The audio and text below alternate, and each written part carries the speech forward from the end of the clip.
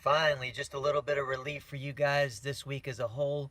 Not so much in the strength movements with the squats. You're going to see we're going to continue pushing on. Some of those sets are even a little bit more aggressive than they have been.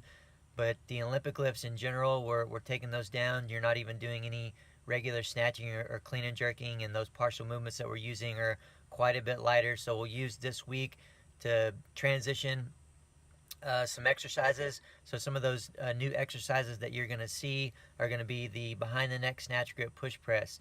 Big thing there, as indicated in the behind the neck power jerk that you've been doing for the first 3 weeks, is that it's harder to dip straight when the bar is behind your back and you're going overhead. So still continue to work really hard with that.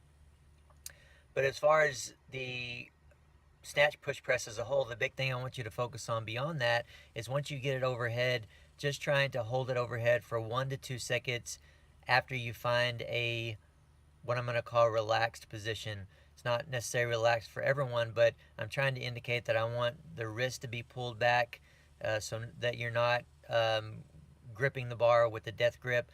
Try to relax those hands, wrist goes back a little bit.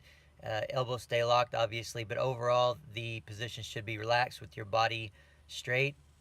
If you need to force that for now, that straight body position, that's okay. But once you get into that position, whether it's relaxed or forced for you, make sure you hold it for 1 or 2 seconds on each rep, and then you can bring it back down. That's going to go a long way toward giving us basically everything that we want for Olympic lifting purposes, but for your overhead position a little bit more specifically.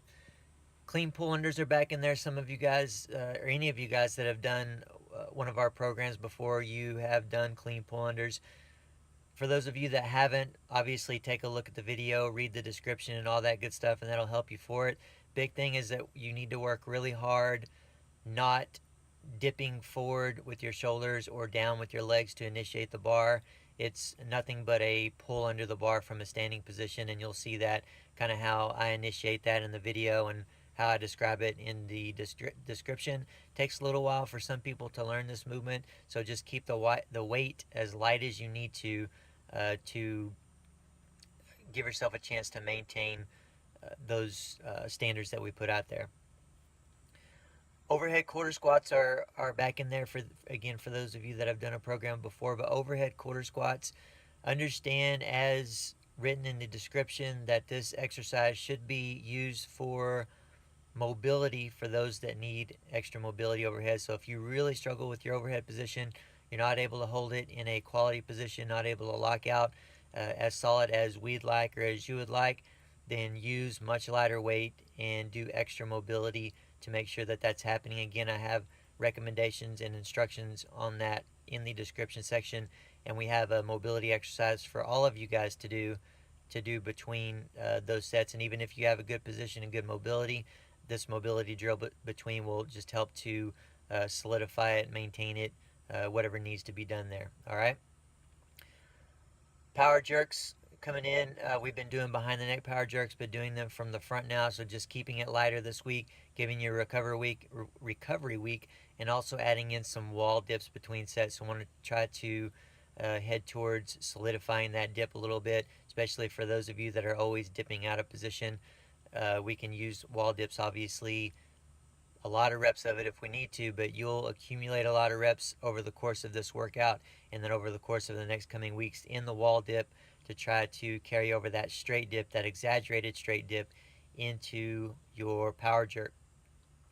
Other than that, just more auxiliary coming in. I think last week was the first week that we added the auxiliary back in, kind of as extra credit. Hopefully some or all of you were able to get all of that in, but we're adding a little bit more to the auxiliary section.